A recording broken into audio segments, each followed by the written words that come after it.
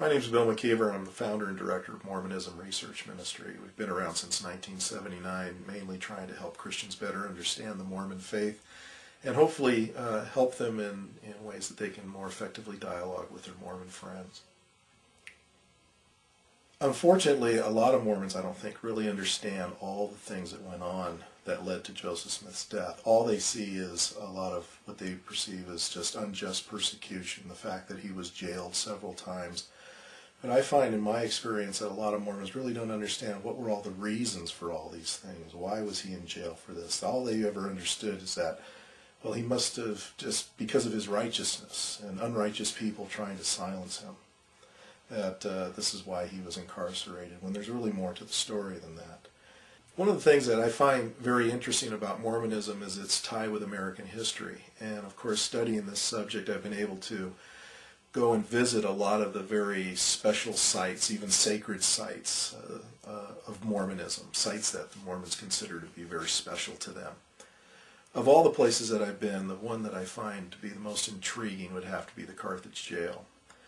In order to give you a better understanding of what this is all about, I probably should give you a little bit of history there. Joseph Smith was the mayor of Nauvoo, which was about 20 miles away on the banks of the Mississippi in Illinois, about 20 miles away from Nauvoo. And he was the mayor of the town, and of course he was a very controversial figure, and he was doing some things that had really upset a lot of very close followers, so much so that a lot of these followers started to fall away from him and were really upset with his lifestyle. 7 men got together to produce a newspaper called the Nauvoo Expositor. It's supposed to be a weekly newspaper. It ended up only coming out with 1 edition, and the reason is because Joseph Smith was just furious over this edition that was really attacking his abuse of power as mayor, and also was exposing the fact that Joseph Smith was practicing polygamy secretly. Smith had been lying about polygamy and actually had condemned polygamy outright, but he was practicing it, secretly, and these men knew this, and they were going to expose it. How many wives did he have at this point? How many wives Joseph Smith actually had is a matter of controversy, but some say that he had probably as many as 20, maybe 30 wives. And a lot of these wives, at least 10, Richard L. Bushman, a Mormon historian, admits that Joseph Smith had at least 10 wives that were simultaneously married to living men at the time. Todd Compton, in his book, In Sacred Loneliness, mentions that he thinks that there were 11 women that he was married to that were also married to living men at the time. Why this is important is because it seems to nullify the one argument that many Mormons raise when it comes to the subject of polygamy, and that the reason God instituted it in the first place was because he needed to raise up seed. Well, that doesn't even seem necessary if Joseph Smith is marrying married women, and we have no evidence whatsoever to show us that any of these husbands were either impotent or sterile. So that argument really doesn't hold. Joseph Smith is probably the best argument against that. It's found in Jacob, chapter 2, verse 30 in the Book of Mormon. And plus, we really don't have any proof that Joseph Smith had children from any of these relationships. There's speculation, but there's really no concrete evidence. How young were some of these women? Some of these women were actually in their teens. Joseph Smith at this time, you have to understand, was in his 30s. Well, Joseph Smith, because of this behavior, as I mentioned, it caused quite a few of enemies, and so they tried to expose this through this newspaper. Joseph Smith was outraged by the things that they were saying, and he ordered the printing press destroyed, which it was. And in order to protect himself and his church from the outcry from the locals, he calls the Nauvoo Legion, which was a standing army. Some estimate that there could have been as many as 5,000 men in this army. But he calls his Nauvoo Legion into effect and declares martial law. Well, Joseph Smith is eventually ordered by the governor to meet in Carthage and to get this matter straightened out. Governor Thomas Ford was involved at the time. But Joseph Smith, knowing that he had had so many enemies that really hated him, and there was threats against his life, that instead of going to Carthage, Joseph is going to flee the area. He crosses the Mississippi with his brother Hiram, and he is over near a town called Montrose, Iowa, which is directly across the river from Nauvoo. members in the church talk Emma, his wife, into writing a letter to encourage Joseph Smith to return. And in the letter, it purportedly has a comment in there that refers to Joseph Smith as being a coward for leaving his church behind. Joseph Smith makes this romantic comment that, that if his life isn't worth anything to his friends, that it's not worth anything to him, and so he's going to go back to Illinois and he's going to face these charges, knowing full well that, at least in the way history is written now, that he's probably not going to live. Before he leaves Nauvoo, he makes the comment that he is going as a lamb led to the slaughter, this messianic connection that I have often heard going to Carthage jail and going through various tours. You hear this messianic connection made many times regarding Joseph Smith. In fact, you hear comments such as the Carthage jail is like the Mormon Calvary, where Jesus shed his blood for the Christian church on Mount Calvary. Joseph Smith shed his blood for the Mormon church in Carthage. Joseph Smith ends up going to Carthage, Illinois, and he is going to stay at a hotel. He's eventually confronted by a constable by the name of Bettesworth. And he learns through this constable that now the charge, instead of being riot, as it was originally, is now treason, apparently connected with him declaring martial law. So now the charges have become very serious. So Smith is incarcerated at the Carthage jail, and it was at the Carthage jail that he is waiting for this to all be settled. And during that time, he's allowed to visit with friends, and he is in the jail cell. At the end, he's in the jail cell with his brother Hiram, another gentleman by the name of John Taylor, who would later become the third president of the Mormon Church, and also a man by the name of Willard Richards. While they are waiting in the jail, he is visited by a man by the name of Cyrus Wheelock. Now, there's an interesting story about all this. Joseph Smith received this smuggled pistol from Cyrus Wheelock. If you were to ever take the tour at Carthage jail, they never mention the smuggled pistol. I've been there several times. Never do the tour guides volunteer the information regarding the smuggled pistols that Joseph Smith and his brother had. But it all goes back to this man by the name of Cyrus Wheelock. Well, one of the times when I was going through the tour guide again left that part of the story out. So when he opened up for questions and answers, I raised my hand and I asked about the smuggled pistol. And I actually quoted from the documentary History of the Church, Volume 7, where it talks about this, page 101 to 103. And when I mentioned that book to the tour guide, he said, well, you have to be careful about the books that you read, because there's a lot of erroneous material out there. And I went, but wait a minute, the documentary History of the Church, that's your book. That's put out by the Mormon Church. This is where I'm getting that story. And he goes, oh, the documentary History of the Church. He said, yeah, that's a good book. That's a good book. And he said, well, I'll tell you about the smuggled pistol. And he starts to tell me this elaborate story of how Cyrus Wheelock actually went up to the guard who was guarding the entrance to the jail and opened up his coat and said, I have a gun here, and I've come here to kill Joseph Smith. And the guard lets him in. Now, I've never heard this story before. I don't know where this guy's getting this story. And this is the first time I'm hearing it. And this is just intriguing to me. And I'm thinking about this. If we were to transport ourselves back into that time period and imagine here we are in 1844, it's June 1844, and a man comes up to a guard and says, I have a gun and I'm going to go inside and I'm going to kill the prisoner that you're supposed to be guarding, and you let him in. Okay, that sounds pretty strange to begin with, but then the guy went on to tell us, the tour guide went on to say that, eventually the guard was relieved and a new guard came on duty. Now think about this. You just let a guy go into a jail with a gun to assassinate your prisoner, and he hasn't come out yet. Okay? And you haven't heard a gun go off. So you leave your post and allow someone new to come and take your place, and you don't look into this?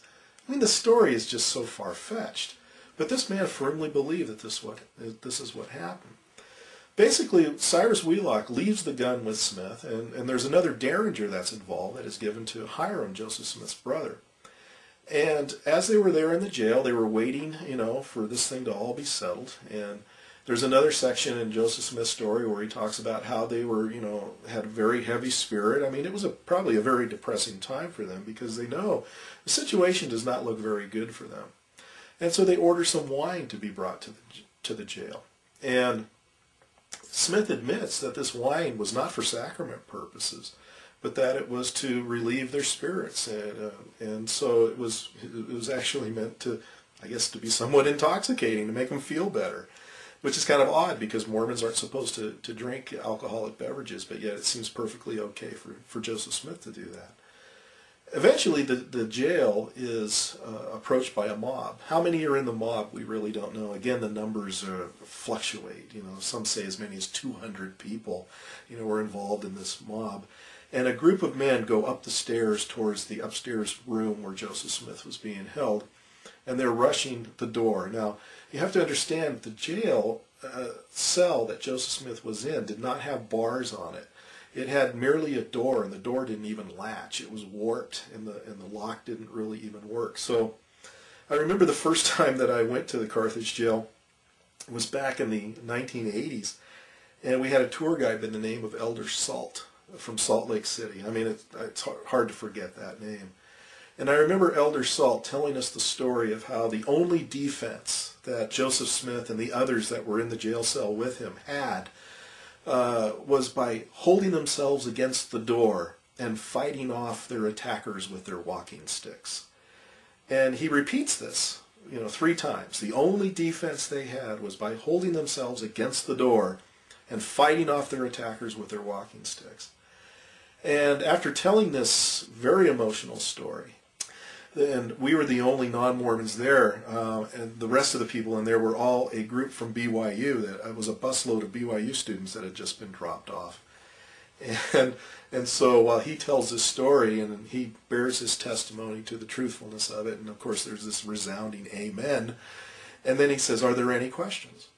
So I raised my hand, and I says, "You'd mentioned 3 times that the only defense that Joseph Smith and the others had was by holding themselves against the door and fighting off their attackers with their walking sticks."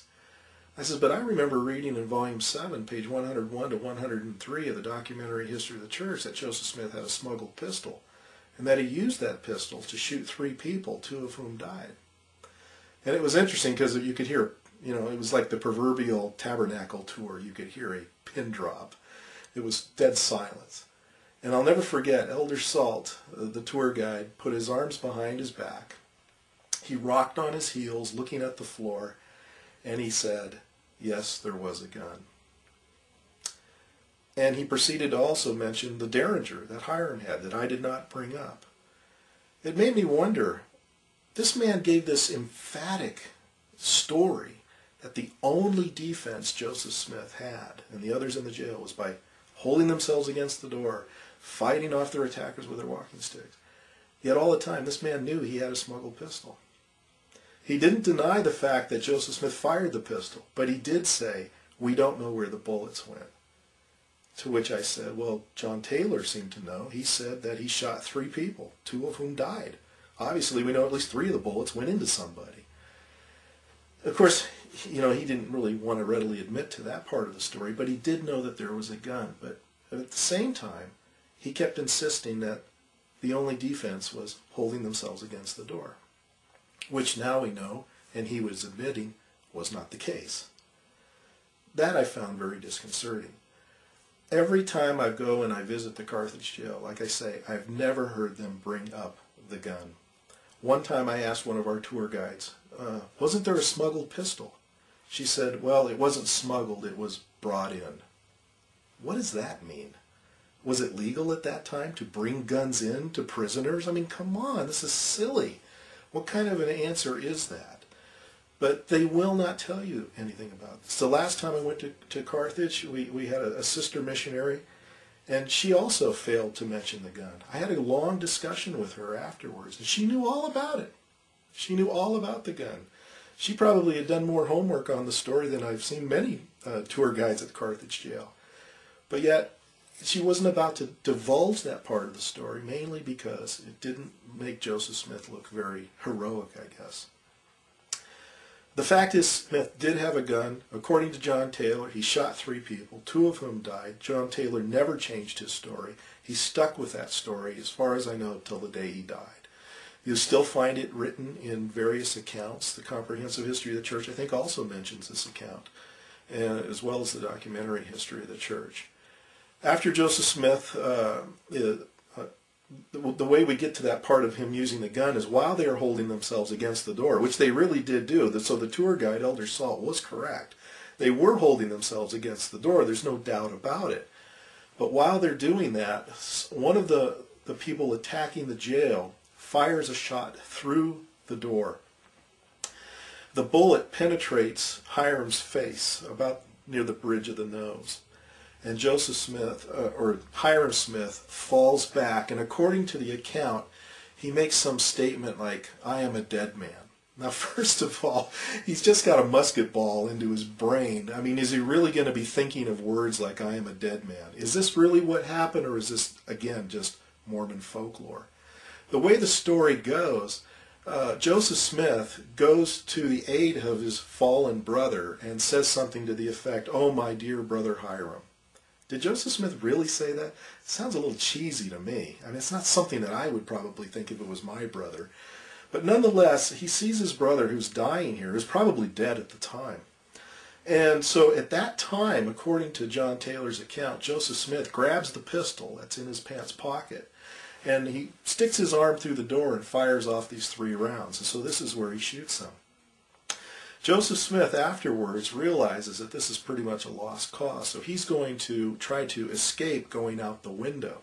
Now you have to understand, this jail is pretty thick. You know, I forget exactly how thick the walls are, but you have to basically go up on a ledge to get to the window. And when he goes to the window, there's a mob. Part of the mob is waiting outside for him, and they're firing through the glass. And Smith is hit by the bullets. I think he was hit 4 times, once in the chest, a couple times in the back, and I can't remember where the other bullet went. But nonetheless, he's fired upon by the mob outside, and he falls out the window, and he dies. What's interesting about all this is when I was at the Carthage jail the first time, back in the 1980s, I knew that there was a blood stain that was on the floor.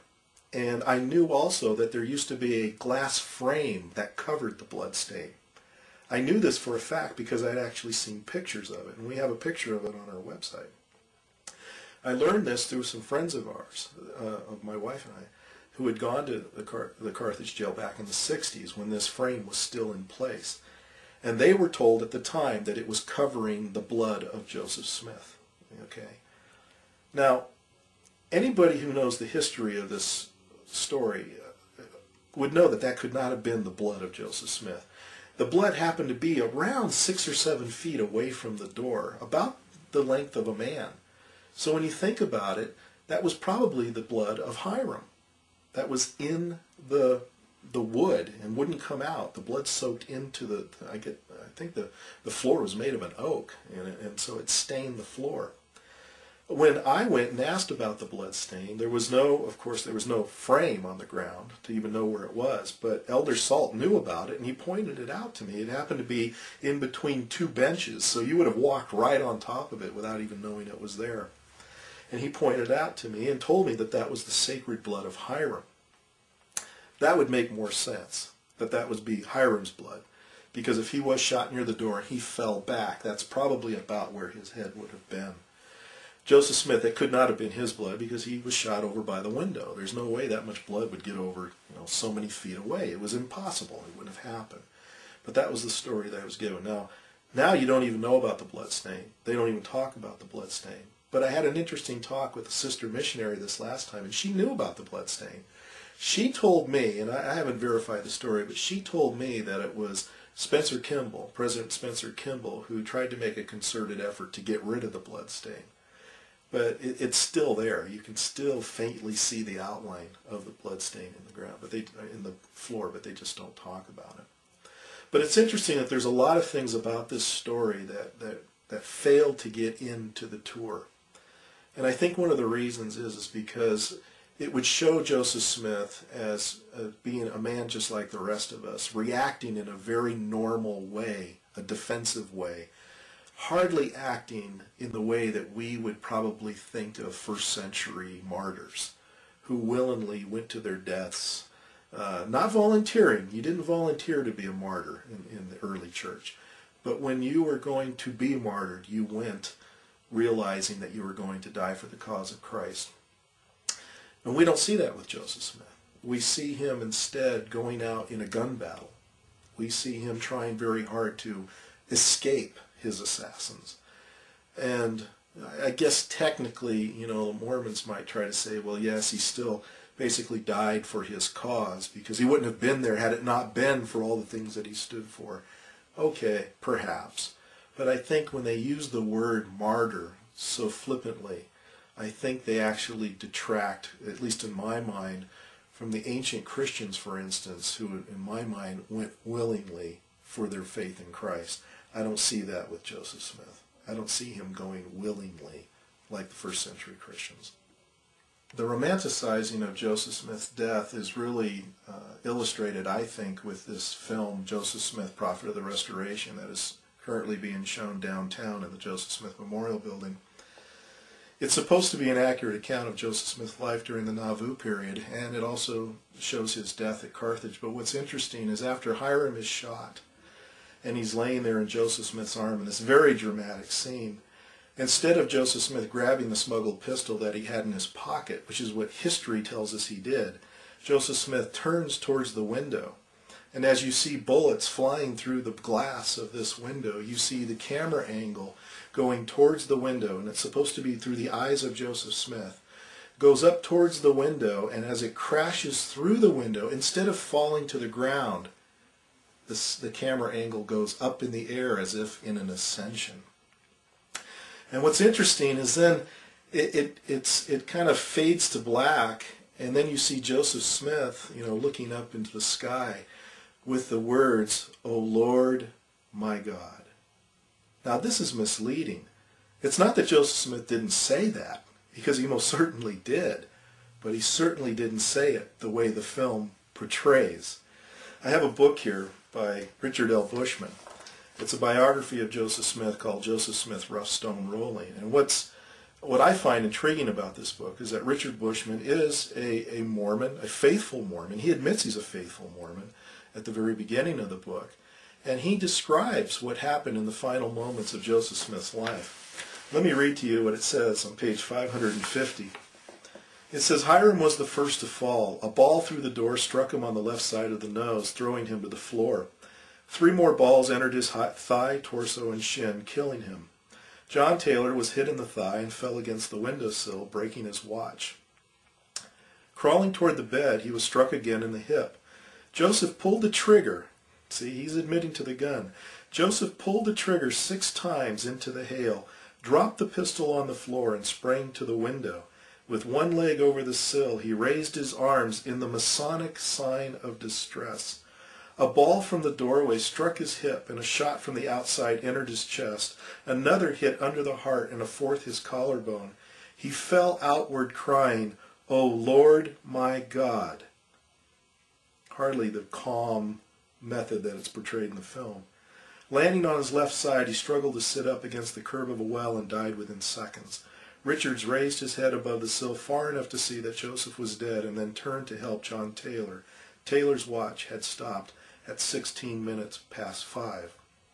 What's so significant about this phrase, "O Lord my God," is that there are Mormon historians who admit that what Joseph Smith was trying to do was give the Masonic signal of distress. And, it's clearly, this is a phrase. There's a phrase in Masonry that when you're in trouble, that you say something to the effect, "O Lord my God, is there no help for the widow's son?" And that Smith was trying to give this signal of distress, but was shot before he was able to give all of it. Basically, "Is there no help for the widow's son" refers to Hiram Abiff, who is a familiar figure in Masonry. And Joseph Smith was a Mason. He became a Mason in 1842, and not long after becoming a Mason, he incorporates the Mormon endowment ceremony. So he was familiar with this. But what's interesting is voice inflection is very important. Context is very important. I have a real hard time believing that Joseph Smith just calmly said, "O Lord, my God." I don't think the situation called for such a calm response. I think he was probably screaming at the top of his lungs, hoping that somebody would come to his rescue, and unfortunately for him, they didn't. I think the fact that the Mormon Church has to leave out so much important information about Joseph Smith tells us not only a lot about him, but it tells us a lot about the church itself. Do you really want to place your trust in a man whose character has to be doctored, who has to be airbrushed, if you will? Do you really want to place your trust in a church that has to do that, that feels compelled to do that? Trust is a big thing. As a Christian, I have no problem trusting completely in the work and the promises of Jesus Christ. But I'll tell you, when it comes to Joseph Smith, I can't have that same kind of trust. This man is not deserving of my trust. If Joseph Smith lived today the way he lived back then, I don't think even many Mormons would want to place their trust in him.